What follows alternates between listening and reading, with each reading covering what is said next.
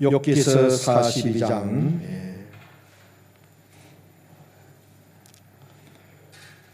우리 1절부터 17절까지 1절부터 17절까지를 한 절씩 교독하겠습니다.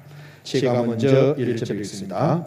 욥이 여호와께 대답하여 이르되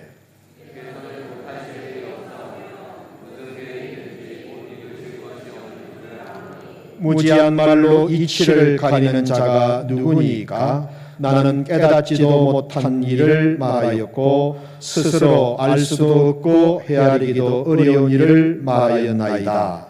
내가 말하겠사오니 주는 들으시고 내가 주께 묻겠사오니 주여 내게 알게 하옵소서. 내가 주께 대하여 귀로 듣기만 하였사오나 이제는 눈으로 주를 배움나이다. 그러므로 내가 스스로 거두어드리고 티끌과 제 가운데서 회개하리라. 여호와께서 욥에게 이 말씀을 하신 후에 여호와께서 대만 사람 엘리바스에게 이르시되 내가 너와 네 두 친구에게 노하노니 이는 너희가 나를 가리켜 말한 것이 내 종 욥의 말같이 옳지 못함이니라. 그런즉 너희는 수소 7과 순양 7을 가지고 내 종 욥에게 가서 너희를 위하여 번제를 드리라. 내 종 욥이 너희를 위하여 기도할 것인즉 내가 그를 기쁘게 받으리니 너희가 우매한 만큼 너희에게 갚지 아니하리라. 이는 너희가 나를 가리켜 말한 것이 내 종 욥의 말같이 옳지 못함이라. 이에 대만 사람 엘리바스와 스와 사람 빌닷과 나아마 사람 소알이 가서 여호와께서 자기들에게 명령하신 대로 행하니라. 여호와께서 욥을 기쁘게 받으셨더라. 욥이 그 친구들을 위하여 기도할 때 여호와께서 욥의 공경을 돌이키시고 여호와께서 욥에게 이전 모든 소유보다 갑절이나 주시니라. 이에 그의 모든 형제와 자매와 이전에 알던 이들이 다 와서 그 집에서 그와 함께 음식을 먹고 여호와께서 그에게 내리신 모든 재앙에 관하여 그를 위하여 슬퍼하며 위로하고 각각 퀘시타 하나씩과 금고리 하나씩을 주었더라. 여호와께서 욥의 말년에 욥에게 처음보다 두 복을 주시니 그가 양 14,000과 낙타 6,000과 소 1,000개리와 암나귀 1,000을 두었고 또 아들 7과 딸 3을 두었으며 여미라 이름하였고 둘째 딸은 그시라 하여 이름하였고 셋째 딸은 게레나북이라 이름하여 다같이 모든 땅에서 욥의 딸들처럼 아리따운 여자가 없었더라. 그들의 아버지가 그들에게 그들의 오라비들처럼 기업을 주었더라. 그 후에 욥이 140년을 살며 아들과 손자 4대를 보았고 욥이 늙어 나이가 차서 죽었더라. 아멘. 여러분, 하나님이 언제 나를 가장 기뻐하실까요?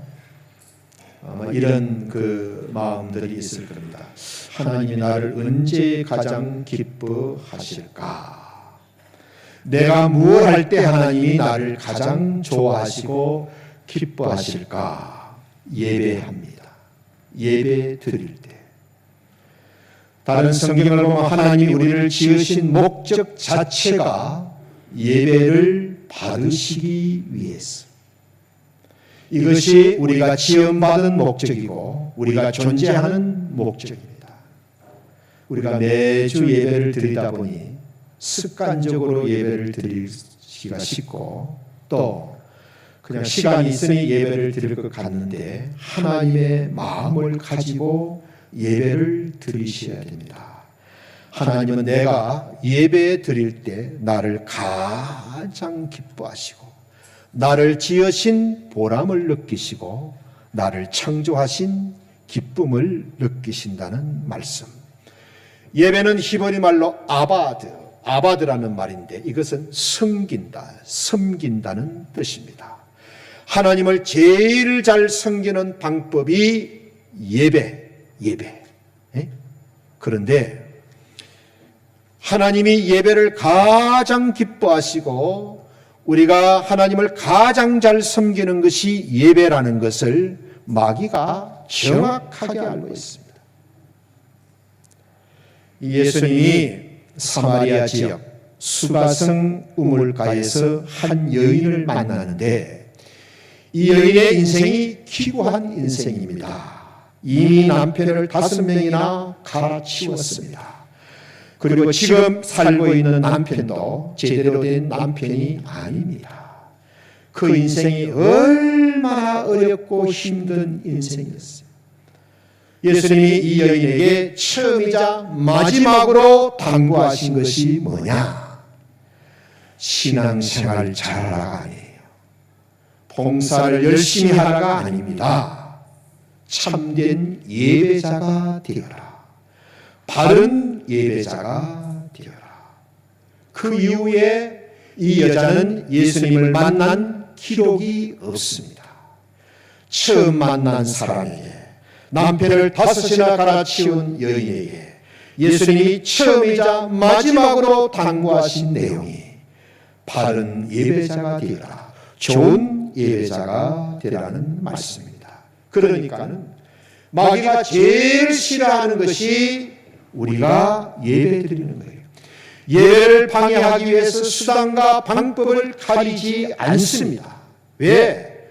예배만큼 하나님을 기쁘시게 하는 것이 없기 때문에. 우리가 예수님 믿기 전에는 다 마귀의 사람이었고 마귀의 자식. 시작. 너희는 너희 아비 마귀에게서 났다. 옛날에는 우리가 마귀를 아버지로 섬기고 마귀의 자식으로 살았는데 복음을 듣고 예수님을 알고 예수님을 믿고 제사함을 받고 하나님의 자녀가 되고 하나님 나라의 백성이 되어 놓으니까는 마귀 입장에서는 우리를 빼앗긴 거예요. 우리를 빼앗기고 우리가 하나님을 잘 섬기고 예배하니까는 마귀는 어쨌든 예배를 결사적으로 방해하는 거예요. 예배만큼 마귀가 방해하는 것이 없습니다. 가만히 보면 성도들이 조금 사업이 잘 되고 조금 공장에 오다가 넘치면은 제일 먼저 예배부터 제치기, 예배부터 빠지는 거예요. 자꾸 마귀가 불화살을 쏩니다. 사업이 잘 안 되고 오다가 없고 하나님의 은혜가 필요할 때는 주일마다 꼬박꼬박 나와서 예배하던 성도들이 사업이 잘 되면 제일 먼저 예배부터 제쳐버립니다. 파리하고 골프 치고 사람 만나고 여기저기 모임에 나간다고 마귀가 자꾸 충동질하는 거예요. 사업이 잘 되는데 미쳤다고 예배드리냐? 여기저기 가야 되고 이 사람 저 사람 만나야 되고 네가 잘 되는 것 알려도 주고 자랑도 하고 보여줘야 되지. 오라는 데도 많고 갈 데도 많은데 뭘 예배드리고 있냐? 그러니까는 마귀는 우리에게 은혜를 원수로 갖게 만드는 거예요. 회사가 잘 되고 공장이 열심히 돌아가는 것은 얼마나 하나님의 은혜고 축복입니까? 그런데 그때부터 제일 먼저 예배부터 빠지게 만드니까 은혜를 원수로 갚고 배신도 이런 배신이었고요. 여러분 절대 우리는 이런 길을 가서는 안 됩니다. 자, 이 욥이 욥기 1장을 보면 욥은 하나님을 정말 기쁘시게 하는 사람이었어요. 7남 3녀 자녀들이 있는데 이 자녀들이 생일을 만나거나 또 좋은 일이 있으면 잔치를 하잖아요. 그러면 이 아버지 욥이 우리 자녀들이 잔치를 하다가 혹시 마음으로라도 하나님을 떠나지 않았을까? 그 들뜬 기분에 그 좋은 기분에 혹이 마음으로라도 하나님을 떠나지 않았을까? 그래서 잔치가 끝나고 나면 아이들 숫자대로 각각 번제를 드렸습니다. 자녀들 가슴 속에 마음 속에 죄가 남아있지 않도록 정말 대단한 부모였습니다. 원래 이 마귀는 디아블로스라는 말인데 이 뜻은 뭐냐? 이 틈을 만드는 사람, 틈을 낸다는 뜻이에요. 그래서 예배하는 예배자와 예배를 받으시는 하나님 사이를 틈을 만들어 가지고 멀어지게 만드는 것이 이 마귀입니다. 그래서 예배를 드리지 못하도록, 예배에 빠지도록, 예배에 와도 예배를 제대로 드리지 못하도록, 여기 와서 앉아있지만 마음과 생각은 딴 데 가 있도록 하나님과 우리를 자꾸 멀어지게 만드는 거예요. 수단, 방법을 가리지 않고 예배를 방해합니다. 그런데 이 마귀가 영적인 존재가 되어가지고 눈에 안 보이니까는 마귀가 주는 마음이 내 마음인 줄 아는 거예요. 나도 모르게 쏟고 있으면서 쏟고 있는 줄을 모르고 살아갑니다. 얼마나 많은 사람들이 마귀에게 쏟고 당하고 있는지 모릅니다. 욥에게도 그렇게 했습니다. 어쨌든 욥이 그렇게 하나님을 예배를 잘 드리니까는 예배를 드리지 못하도록, 그래서 하나님과 욥이 멀어지게 만드는 거예요.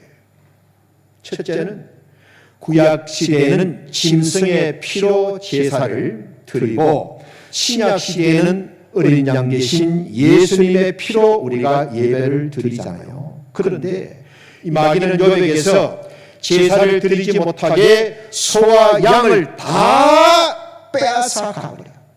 환경적으로 예배를 드릴 수 없게 만들어버린 거예요. 양과 소가 없으면 구약 시대에는 제사를 드릴 수가 없는 거예요. 원초적으로 예배를 방해한 거예요. 두 번째는 예배를 드리는 사람 자체, 예배자를 없애버렸어요. 7남 3녀 10남매를 한날 한시에 다 이렇게 만드는 거예요. 가정적으로 예배를 드리지 못하게 만드는 거예요. 세 번째는요, 하나 남은 이 몸뚱아리에다가 독한 병을 주어가지고 병이 들어서 아파서 예배를 드릴 수 없도록 육신적으로 예배를 드리지 못하게 만드는 거예요. 마지막 네 번째는 친구들이 찾아와가지고 욥을 엄청 지적하고 압박합니다. 위로하러 온 친구들이 얼마나 속을 뒤집어 놓는지, 너무 힘드니까는 기도할 마음도 예배드릴 마음도 하나도 없게 만들어놓는 거예요. 정신적으로 예배를 못 드리게, 환경적으로, 가정적으로, 육신적으로, 정신적으로, 그러니까 총체적으로 예배를 드리지 못하게 만들어버린 거예요. 그랬던 욥이 언제부터 회복하게 되었느냐? 이렇게 재산도 다 빼앗기고 자식도 다 죽고 말았고 하나 남은 몸뚱이만 완전히 병이 들어가지고 도저히 살 수가 없는 이런 엄청난 고난을 만난 욥이 언제부터 회복하게 되었느냐? 어떻게 했을 때부터 회복이 시작되었느냐? 우리가 이걸 정확하게 해야 합니다. 예, 우리도 인생을 살아가면 이런 고난을 만나고 상상하지도 못하고 짐작도 못했던 어려움과 문제와 고난을 만나게 됩니다. 언제부터 이런 것이 회복되고 어떻게 했을 때부터 이런 데서 회복이 시작되었는가 정확하게 배워야 돼요. 욥기서를 쭉 읽어보면 친구들과 막 갑론을박하며 논쟁할 때가 아닙니다. 친구들의 말이 옳다, 내가 옳다, 말싸움할 때가 아닙니다. 욥의 설명도 친구들의 주장도 욥의 문제를 해결하는 데는 하나도 도움이 안 됩니다. 욥기를 잘 읽어보면요, 친구가 한마디 하면요, 욥은 그 길이가 3배나 길게 말을 합니다. 인정을 못한다는 거죠.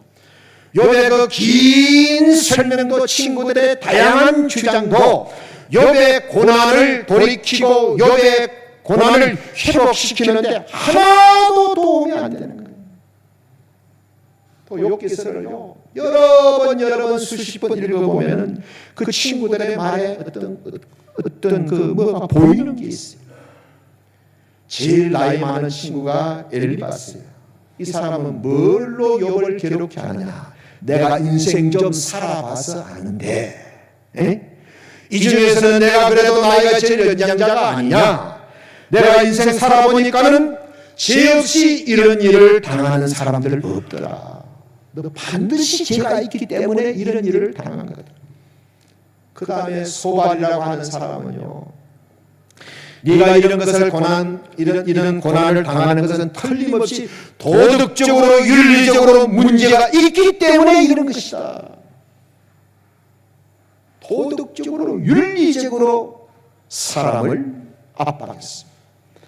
제일 마지막은 소발인데 이 사람은 신학적으로 교리적으로 어떻게 죄가 없이 하나님으로부터 이런 일을 당할 수가 있냐? 사회적으로, 윤리적으로, 신학적으로 아주 얼마나 말이 그럴싸한지 모릅니다. 이 유대인들이 말을 잘해요. 한참 읽다가 보면 이게 맞는 말인지 누구의 말이 맞는지 읽는 저도 어떤 때는 좀 혼란스럽습니다. 잘 들어주시오. 욥이든 친구들의 말이든 인간 편에서는 답이 나오지 않습니다. 욥의 문제를 절대 풀 수가 없는 거예요. 욥의 상황을 돌이킬 수 있는 것은 하나님께만 있었어요. 욥의 문제를 풀 수 있는 길과 답은 하나님께 있었던 거예요.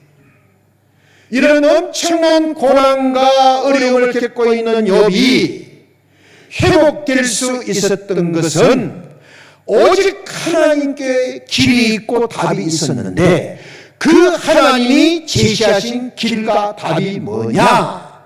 그게 예배에 있어요. 그게 예배. 그래서 오늘 우리는 이 성경을 통해서 예배가 어떤 것인지를 다시 생각해야 됩니다. 욥의 그 엄청난 고난을 해결하고 다시 처음으로 회복시키는 그 길과 방법이 예배였던 거예요. 시작. 그런즉 너희는 수소 7과 수양 7을 가지고 내 종 욥에게 가서 너희를 위하여 번제를 드리라. 내 종 욥이 너희를 위하여 기도할 것이다. 그래서 친구들이 소 7마리와 수양 7마리를 가지고 욥에게 와가지고 욥과 함께 하나님 앞에 번제 제사를 드렸습니다. 친구들과 같이 하나님께 예배를 드렸습니다. 성경을 보면 그때부터 욥의 모든 것이 회복되기 시작합니다. 읽어보면 3장부터 37장까지 서로가 옳다고 치열했던 이 문제가 하나님께 예배할 때부터 풀리기 시작한 거예요. 여러분, 예배가 능력이고 예배가 길이고 예배가 답입니다. 하나님 앞에 예배하기 시작했을 때부터 모든 것이 회복되기 시작한 거예요. 건강도, 가정도, 자녀도, 재산도 모두가 회복이 됩니다. 그 짐승을 하나님께서 다시 주시는데 1장에 있는 숫자에 딱 2배로 줍니다. 물질적으로는 정확하게 2배의 축복을 받습니다. 그런데 자녀는요 7남 3녀만 줍니다. 왜? 이미 죽은 자녀는 다 천국 가서 그 영혼이 하나님 앞에 있으니까 지금 7남 3녀만 주면 다 자녀도 따블이 되는 거예요. 그리고 140년을 건강하게 살다가 하나님께로 갔습니다. 모든 것이 회복되고 잃었던 모든 것을 다시 찾았습니다. 다시 찾는 회복을 넘어서 더 큰 축복을 받았던 거예요. 그러니까 예배는 모든 이런 것을 회복하는 길이고 모든 아픔을 치유하는 길이고 또 그 회복을 넘어서 더 큰 축복으로 가는 길인 것을 알게 됩니다. 지금 이 예배가 하나님 보실 때는 엄청나게 귀한 거예요. 자, 도대체 예배가 무엇이기 때문에 예배를 드릴 때 이런 회복이 일어나는가?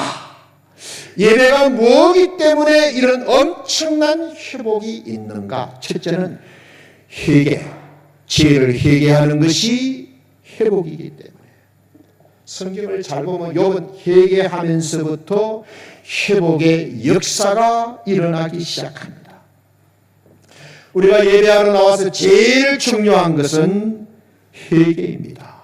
여러분, 죄를 품고 예배하면 안 돼요.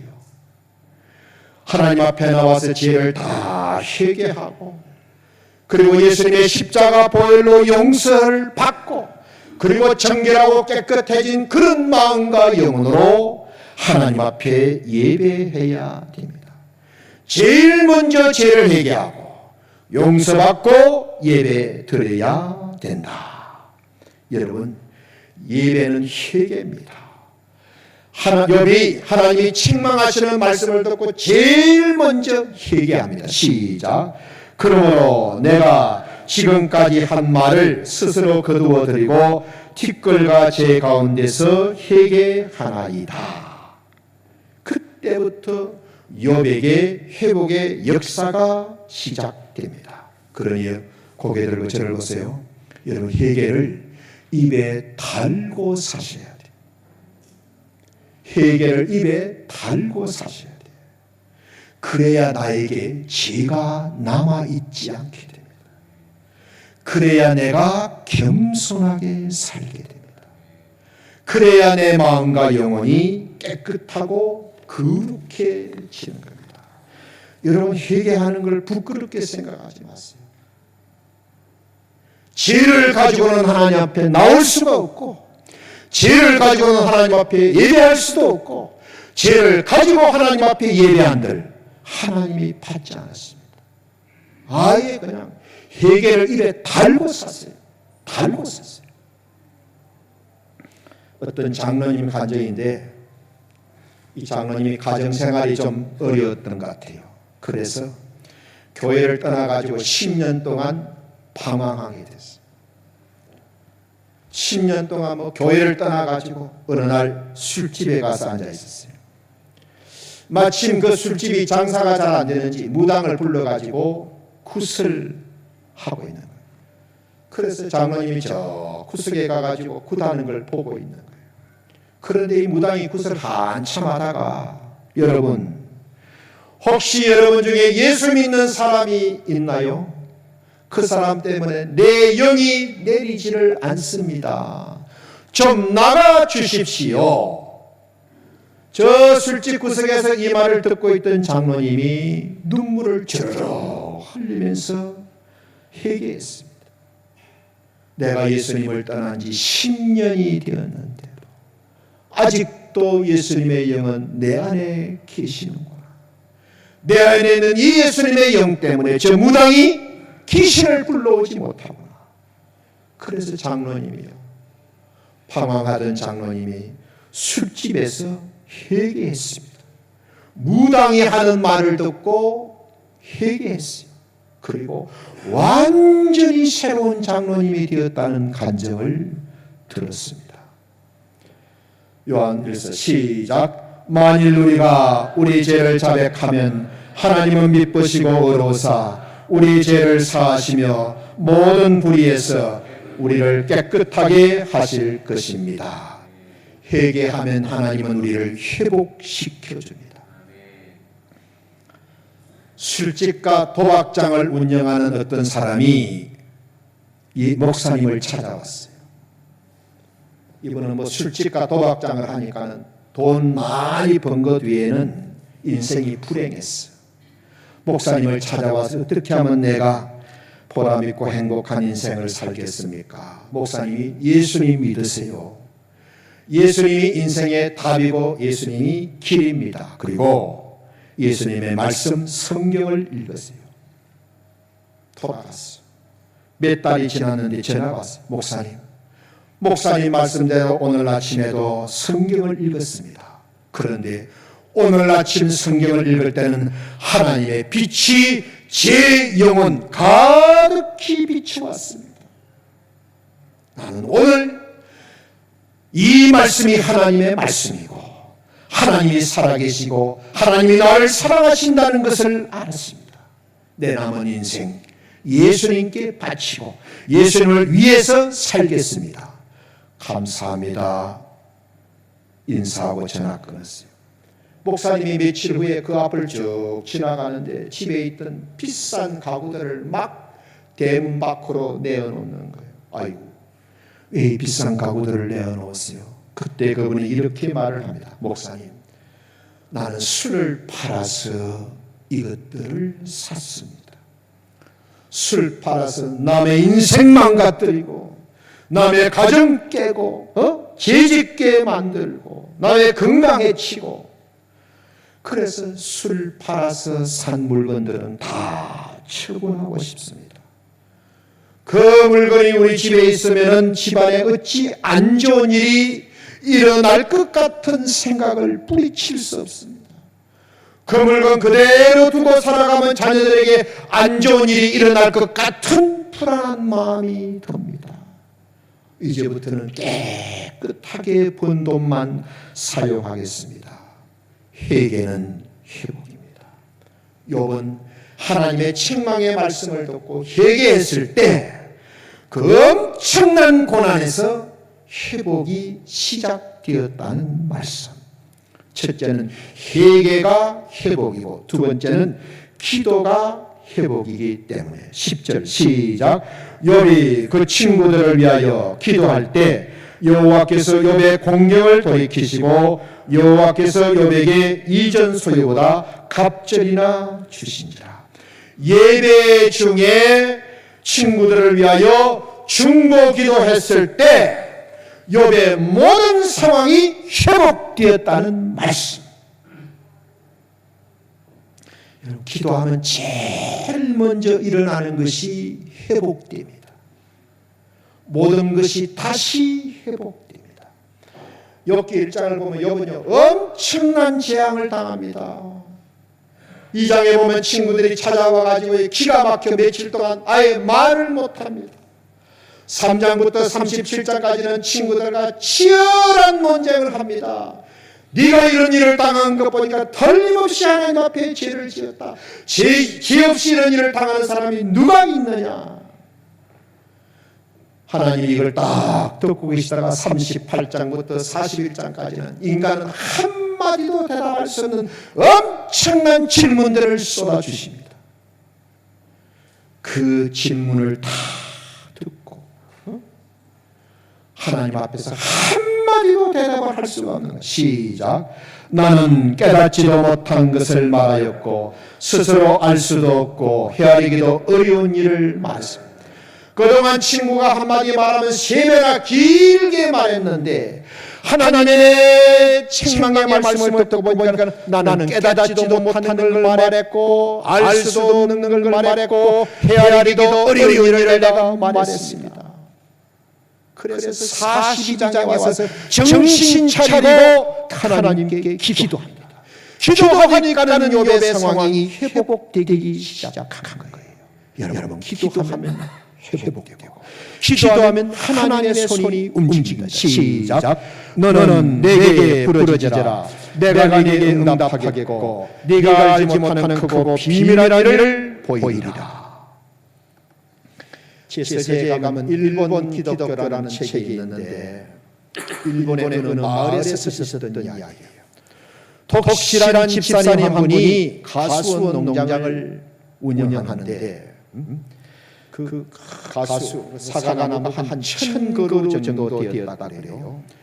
농사를 잘 지어가지고 열매를 잘 이렇게 키워가지고 이제 열매를 딸 때가 추수할 때가 되었는데 문제가 생긴 거예요.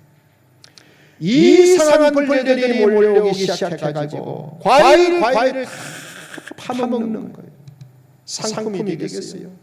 잡아도 끝이 없는 거예요. 약을 쳐도 소용이 없는 거예요. 얼마나 기승을 부리는지 방법이 없는 거예요. 이분이 이제 마지막 남은 방법은 이거밖에 없다. 기도밖에 없다. 그래서 하나님 앞에 나가서 교회에 나가서 치라 기도를 간절히 합니다. 하나님, 이 이상한 벌레를 좀 막아주십시오. 간절히 기도한 거예요. 새벽에 아침에 일어나가지고 나가보니까는 새떼들이 수천 마리의 새들이 몰려와가지고 벌레들을 하루 저녁에 싹 다 잡아먹어버린 거예요. 하루 저녁 사이에 순식간에 이런 일이 일어난 거예요. 기도가 방법이고, 기도가 능력이고, 기도가 길이고, 기도가 하나님의 손을 움직이게 되는 거예요. 여러분, 예배 중에 드리는 기도는요, 모든 것을 회복시켜 줍니다. 예배 중에 드리는 기도. 지금 욕기를 보세요. 친구들이 짐승들을 가지고 와서 욕과 같이 제사를 드립니다. 욥의 친구들을 위하여 간절히 기도했을 때 하나님이 욥의 모든 상황을 회복시켜 주신 겁니다. 우리 성도님들이 저에게 목사님 하루 중에 언제가 제일 기분이 좋으십니까? 이렇게 물으신다면 저는 이렇게 대답을 하고 싶습니다. 새벽기도 나올 때는 피곤하고 힘들지만 그래도 새벽기도 나와서 교회와 성도들을 위해서 기도하고 돌아갈 때가 제 마음이 제일 기쁩니다. 새벽에 나와서 기도하고 성도들의 가정과 자녀와 생각과 교회를 위해서 기도하고 돌아가는 그때 그 마음은 정말 기쁘고 좋습니다. 또 여러분이 만약에 저에게 성도들의 어떤 모습이 제일 기쁩니까? 이렇게 물으신다면 밤이든 새벽이든 낮이든 하나님 앞에 나와서 기도하는 성도를 볼 때 그때가 제일 기쁜 거예요. 열심히 봉사할 때가 하나님 앞에 나와서 조용히 혼자 기도하는 모습을 볼 때 목회자의 마음은 제일 기쁘다는 거예요. 제가 어떤 목사님 방에 갔더만은 목사님이 자기 서재에 기도 제목을 딱 타이핑을 해가지고 자기 얼굴 옆에다가 딱 붙여놨더라고요. 제가 핸드폰으로 그걸 딱 찍어왔어요. 제가 한번 읽어드리겠습니다. 물질보다는 주님을 사랑하는 목회자, 사람보다는 하나님을 두려워하는 목회자, 세상보다는 천국을 사모하는 목회자, 보수보다는 헌신을 기뻐하는 목회자, 재주보다는 은혜를 사랑하는 목회자, 수단보다 진실을 사랑하는 목회자, 방법보다 기도를 절개하는 목회자, 고집보다 말씀에 순종하는 목회자, 예수님의 흔적을 몸에 지닌 목회자. 주님, 이런 목회자가 되게 하옵소서. 저는 여기다가 한 가지를 더 보탰습니다. 성도보다 예수님을 더 사랑하는 목회자. 그래서 혹시 목사님 딴바 하려면은 이거 딴바 하세요 하고 저도 보내드렸습니다. 미국 대통령들이라는 책을 읽어보면은 초대 대통령 워싱턴 이야기가 나옵니다. 그 초대 대통령이니까 일을 할 게 얼마나 많았겠어요. 세계에서 온 기자들이 물어본 거예요. 이렇게 바쁜데 이렇게 큰 이런 위대한 일을 어떻게 그리 많이 해냅니까? 비결이 뭡니까? 그 책을 보면 워싱턴은 단 1초도 망설임이 없이 내가 이 엄청난 일을 해낼 수 있는 것은 나는 새벽 4시에 일어나기 때문입니다. 새벽에 일어나서 기도하고 일하면 다른 사람이 일어나기도 전에 이미 나는 많은 일을 해놓은 상태입니다. 기도가 능력이고 기도가 방법입니다. 여러분, 부르짖고 기도하면 하나님은 반드시 우리를 회복시켜 주시는 줄 믿습니다. 자, 고개 들고 저를 보세요. 내가 요즘 기도 좀 많이 해야 되는데 기도할 제목이 있는데 고민하고 생각하는 것은 기도가 아닙니다. 기도는 기도할 때까지는 기도가 아닙니다. 절대 착각하지 마세요. 고민은 기도가 아니고 생각은 기도가 아닙니다. 입을 열어 마음 중심으로 하나님께 간구할 때 그게 기도라는 거예요. 마귀는 자꾸 생각이 기도라고 말합니다. 기도보다 생각을 많이 해라, 고민을 많이 해라, 그건 기도가 아닙니다. 자, 첫째는 회개가 회복이고, 두 번째는 기도가 회복이고, 세 번째는 헌신이 기도이기 때문에. 우리 8절 시작. 그런즉 너희는 수소 7과 수양 7을 가지고 내 종 요백에 가서 너희를 위하여 번제를 드리라. 예배의 중요한 요소가 나옵니다. 첫째 회개, 두 번째 기도, 세 번째 헌신. 그래서 구약 성도들은 예배 때마다 하나님께 예물을 드려라. 하나님께서 하나님 앞에 나올 때는 빈손으로 나오지 말라고 하나님은 말씀해 주셨습니다. 기도만 하고 헌신하지 않는 것은 위선입니다. 진실한 기도가 아닌 겁니다. 여러분, 헌신하되 눈물이 나올 때까지 헌신하십시오. 땀이 나올 때까지 헌신하시고 열이 오를 때까지 헌신하십시오. 자, 우리 고개 들고 저를 보세요. 우리가 하나님을 위해서 손해볼 수 있어요. 잘 들으셔야 됩니다. 하나님을 위해서, 하나님 때문에 손해볼 수 있는데, 하나님 때문에 손해보는 것 같지만은 하나님으로 말미암아 하나님 때문에 절대 손해보지는 않습니다. 왜? 하나님은 계산에 정확하신 분입니다. 정확하게 심은 대로 거두게 하십니다. 당장은 내가 하나님께 손해보는 것 같지만은 하나님은 절대 하나님 때문에 손해보지 않게 만들어주십니다. 갚아주시고요. 그냥 갚아주지 않고요. 30배, 60배, 100배로 갚아주십니다. 우리 교회 정기사업하는 이 성세 집사님, 정확하게 23년 전에 IMF 때 이 건물을 사가지고 이게 정축하고 그 다음에 기둥 놔놓고는 다 뜯어 고쳤습니다. 2층이요 높이가 요만큼 한 3m 정도 됐습니다. 지금은 높이가 뭐 한 이게 6, 7m 정도 이렇게 되잖아요.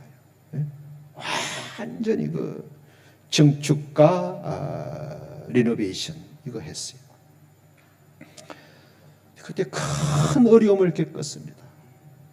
믿음이 약한 집사님께 공사를 맡겼는데 아무것도 몰라가지고, 목사님 어차피 공사 계약했는데 그 공사비 미리 주시면은 이 공사하는데 도움이 되겠습니다. 그래서 홀라당 좋네. 그런데 이제 이 건설이 안 되는, 공사가 안 되는 거예요. 돈이 다 딴 데로 가버리는 거예요. 이분이 그냥 잠적을 해버렸어요. 그 회사를 갖다가 없애버렸어. 나중에 이 정부하고 다 세금 관계 일이 남아있는데 완전히 그냥 물에 빠진 사람이 됐어요. 그때 우리 이성세 집사님이 보니까는 이게 뭐 돈은 다 다른 사람이 가져가 버렸고 공사는 엄청 남아있고 딱 보니까는 이게 전기 공사는 해야 되겠는데 아무도 도와줄 사람도 없고 아무리 봐도 이건 내가 해야 되겠다는 거예요. 그래서 그분이 우리가 도움을 많이 받았습니다. 저 체육관에 있는 저 큰 에어컨들, 전기 이 직원들 보내가지고 아주 엄청난 도움을 받았습니다.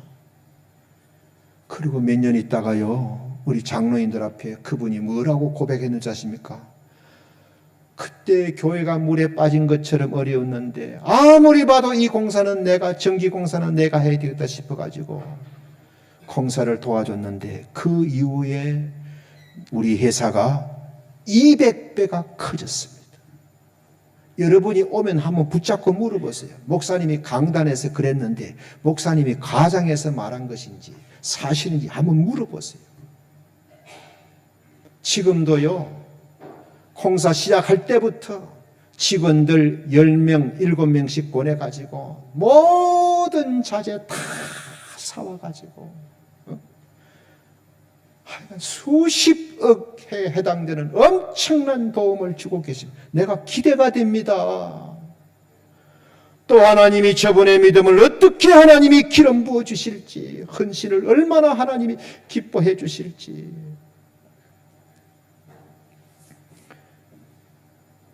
예배는 회복입니다. 헌신이 회복이기 때문에 18세기 유럽 교회를 보면은 정말로 문화 자체가 기독교 문화였어요. 영국, 독일이 엄청난 참 교회의 부흥을 가져왔고요. 영국은 세계 선교를 주도했습니다. 그런데 유럽 교회가 언제부터 몰락하게 되었느냐? 예배를 무시하고부터, 예배가 무너지고부터. 언젠가 독일이나 영국이 여름철이 되면은 아예 휴가철에는 한 달간 예배 쉽니다. 목사님도 휴가 내고 문 닫고 다 가버렸어요. 그때부터 교회가 몰락되기 시작합니다. 그때부터 잘 믿는 사람들의 자녀들이 다 죄와 세상에 떠내려가고 말았어요. 지금 유럽은 거의 그냥 소돔과 고모라가 되었다 해도 과언이 아닙니다. 어떤 목사님이 낚시를 좋아했어요. 낚시를 좋아하는 정도가 아니라 낚시 광이었어요. 그런데 수요일 아침이 된 거야. 수요일 저녁 예배가 있잖아요. 아침에 가서 낚시 빨리 하고 와서 저녁 예배를 드려야 되겠다. 그 설교 주민은 언제 하는지 모르겠어. 그런데 그 교회에 또 낚시를 또 좋아하는 장모님이 한 분 계셨어. 전화를 걸었어. 장모님, 저 건너편 저수지에 고기가 잘 잡힌다는데 같이 낚시 가시죠. 그 장모님이 같이 가고 싶었는데 장모님은 그날따라 할 일이 좀 많았어. 그래서 목사님, 저는 일이 있어가지고 못 가는데 목사님 혼자 가셔서, 그리고 오늘 수요일이니까는 빨리 가셔서 오셔서 수요 예배 말씀 전하셔야 됩니다. 저녁이 됐어. 교회들은 예배 드리고 다 왔는데 목사님이 안 계셔. 장모님이 아차! 틀림없이 우리 목사님이 저수지에서 낚시하고 있을 것이다. 쫓아갔어. 목사님, 예배 시간 됐는데 아직도 예배 시간? 그게 뭐 예배가 되겠습니까? 그날따라 얼마나 또 입질을 많이 하는지, 이게 손맛이 얼마나 좋은지, 정신없이 아침부터 예배 시간까지. 결론은요, 그 목사님은 그 교회를 사임할 수밖에 없었습니다. 그런데 이게 마지막 결론이 아니에요. 그날로 그 목사님은 그렇게 좋아하고 그렇게 비싼 낚싯대를 사정없이 부질러 버리셨어요. 그리고 남은 평생 다시는 낚시질을 하지 않았습니다. 지금은 좋은 목회자로 목회하고 계십니다.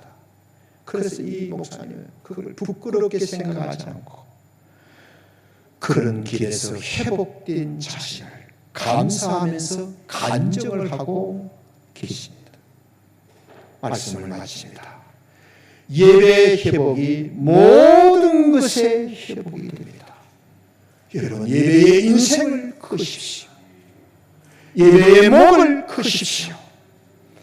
하나님 마음에 들고 싶으십니까? 예배를 잘 들으십시오. 하나님이 나의 문제를 회복시켜 주기를 원하십니까?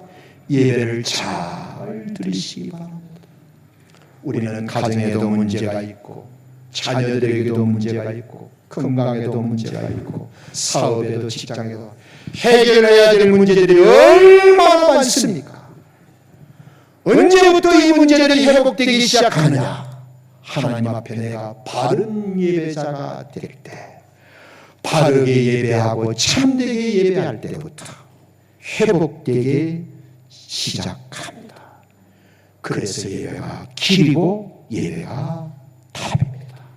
우리 모두 예배에 성공함으로써 인생에 성공하시는 귀한 성도님들이 되시기를 예수님의 이름으로 축원합니다. 아멘.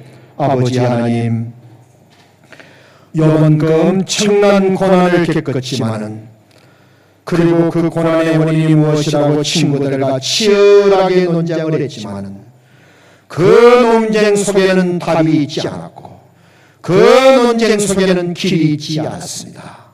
하나님의 책망의 말씀을 듣고 함께 예배했을 때에 하나님이 모든 것을 회복시켜 주었습니다.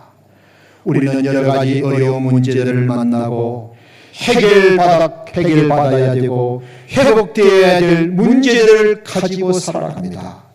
이 모든 회복의 길, 회복의 방법은 예배에 있음을 알게 하여 주시니 감사합니다. 습관을 따라 예배하지 말게 하시고, 하나님 대충 예배하지 말게 하시고, 욥과 친구들의 마음을 가지고 하나님 앞에 예배할 때에 하나님으로부터 다 회복받고 다 되찾는 놀라운 축복의 주인공들 되게 하여 주옵소서. 예수님의 이름으로 감사하며 기도드립니다. 아멘.